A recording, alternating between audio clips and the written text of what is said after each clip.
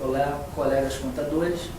Vamos falar hoje de um assunto de extrema relevância, que se trata da Lei 12.973, que é uma lei fiscal que introduziu a obrigatoriedade dos IFRS no Brasil. Essa obrigatoriedade veio através da determinação que 4 tributos, que são o PIS, a COFINS, o Imposto de Renda e a Contribuição Social, eles passam a ter a formação das suas bases através desta lei. Ou seja, de forma indireta, a contabilidade baseada nos IFRS, nos CPCs, ela passa a ser obrigatória para todas as sociedades brasileiras introduzidas no lucro real e no lucro presumido. Ficam de fora, por enquanto, as sociedades optantes pelo Simples Nacional. Okay? Entretanto, de antemão, vamos passar um pente fino na questão estatística brasileira para entender como é que o mundo contábil hoje está colocado em relação ao porte das sociedades. Vamos ver que há uma grande confusão em relação a isso, causada pela ausência de uma fonte fidedigna de referência estatística brasileira. Portanto, inicio pelo site da Secretaria da Receita Federal, que nos disponibiliza um conjunto estatístico que traz para nós que em 2012 as empresas inseridas no Simples Nacional tinham colocado nos cofres públicos 46 bilhões e meio de reais, ou seja, de 42 para 2011 para 46 bilhões e meio em 2012. E se nós formos avançar, pegamos o conjunto de todas as empresas inseridas, todos os contribuintes, pessoas jurídicas no Brasil, temos 1 trilhão e 30 bilhões de reais em 2012 colocados, então, nos cofres, com a arrecadação federal e as outras como estaduais e municipais.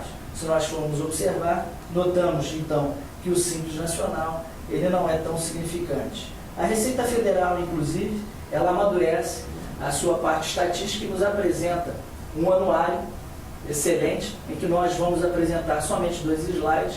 Um deles traz a quantidade de empresas no Brasil, vamos só nos ater a 2012, chegamos a um total de 5 milhões e 4 CNPJs em 2012 ativos, sendo 3% no lucro real, 20% no lucro presumido e 70, quase 5% no Simples Nacional, sendo que isentos e outras empresas imunes isentas não chegam nem a 6%. O que eu gostaria de deixar claro é em relação ao número apresentado de CNPJs, que acabam nos espantando em relação a outra estatística que nós vamos mostrar de outro instituto. Na quantidade de empregados no Brasil, a Receita Federal ela informa que, saindo dos CNPJs, nós tivemos 48.825.247 pessoas que receberam recursos das empresas que contribuíram e estiveram ativas no Brasil em 2012, sendo que 60% dessas empresas estão no lucro, desses funcionários, estão no lucro real, 13,76% no presumido e somente 19,17% no Simples Nacional, o que espanta e contraria as estatísticas que nós temos visto recentemente. Diante disso, então, fazemos uma compilação das informações e vemos que o total em média de pessoas empregadas por CNPJ é de 10, sendo 192 no lucro real, 6 em média por CNPJ no lucro presumido e somente 3 no Simples Nacional, 13 nas empresas imunes e isentas. Se nós formos avançar, nós então chegamos à conclusão que, em quantidade, o lucro real ele possui somente 3% dos CNPJs, entretanto, quase 80% de toda a arrecadação do país, o que é uma concentração muito grande de poder econômico. No Simples Nacional, nós temos 70% dos CNPJs, entretanto, 5% somente do valor. Ou seja, a maior quantidade de CNPJs por a menor quantidade de ingresso de arrecadação.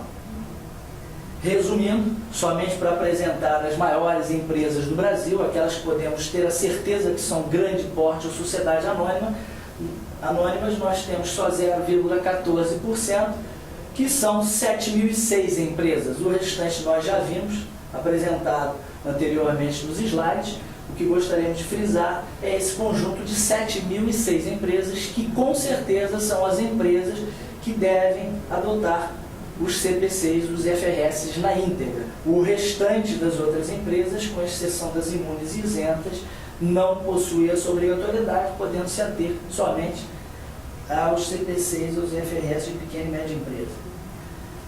Essa estatística da Receita Federal ela é retirada das declarações eletrônicas, da declaração do Imposto de Renda, do Simples Nacional e das informações do CIF, Sistema de Informações Fiscais. Está logo na primeira página do Anuário da Receita.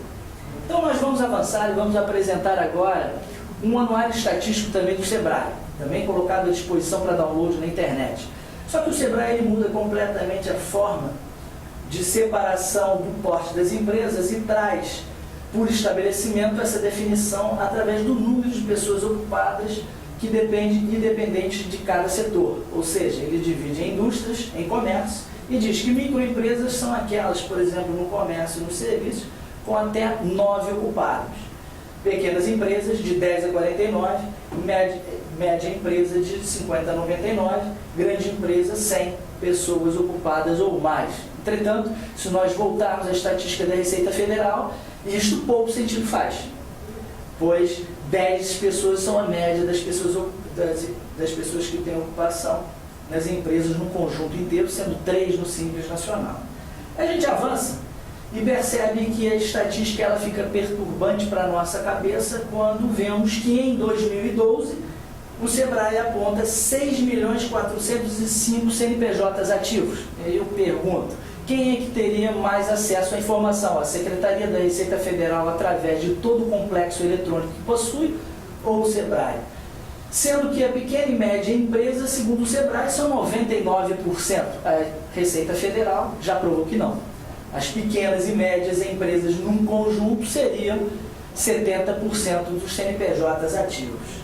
Entretanto, a gente avança e chega a um conjunto mais preocupante ainda, que são a quantidade de pessoas ocupadas por enquadramento. Nessa questão, o SEBRAE aponta que as micro e pequenas empresas possuem 99% das pessoas ocupadas do país e vimos que a Receita Federal diz que 60% das empresas ocupadas do Brasil estão no lucro real. Diante disso, ficamos sem uma fonte de referência estatística fidedigna que possamos contar. Poderíamos até buscar dados do IBGE. Mas para nós contadores, essa situação não coaduna com as determinantes dos IFRS. Por quê? Vejamos só, o que seria pequena e média empresa para os IFRS? Se o conceito para grande porte são aquelas cujo faturamento seja superior a 300 milhões de reais no ano anterior ou um ativo acima dos 240 milhões, nós chegamos à conclusão que provavelmente o conjunto das empresas de grande porte e sociedades anônimas é aquela do regime tributário diferenciado que compõe 7.000 empresas. Ou seja, a grande massa de contribuintes pessoas jurídicas no Brasil é pequeno e médio. Diante disso, nós avançamos e temos que discutir a questão do impacto da Lei 12.973, que, por incrível que pareça, aprova o conjunto dos CPCs, dos IFRS, como regra, inclusive sendo regulamentada pela Instrução Normativa 1515. Ou seja, uma lei fiscal brasileira traz a obrigatoriedade do conjunto das regras contábeis mais uma vez. Isso é uma surpresa para todos nós. Por quê? Até então, a contabilidade era afastada para que entrassem as obrigações fiscais num conjunto de adições e exclusões para que se formassem as bases tributárias. A partir de agora, a 12973 determina como obrigação o conjunto dos CPCs e nos seus artigos que formam um conjunto do primeiro artigo ao 70, ela traz exatamente o que ela não aceita e os ajustes que ela determina. Diante disso, podemos dizer que a informação contábil, no padrão das normas brasileiras, IFRS, elas passam a ter uma relevância que até então não existia no país. Por quê? Justamente porque, mais uma vez, num país que visa a arrecadação acima de tudo, uma lei fiscal traz a obrigatoriedade do conjunto das regras contábeis para todos nós. Então, o que isso significa? Isso significa que até a multa em relação à não adoção das regras contábeis brasileiras, ela vem por intermédio de uma lei fiscal e não de uma regra contábil. Diante desse exposto, o que ocorre?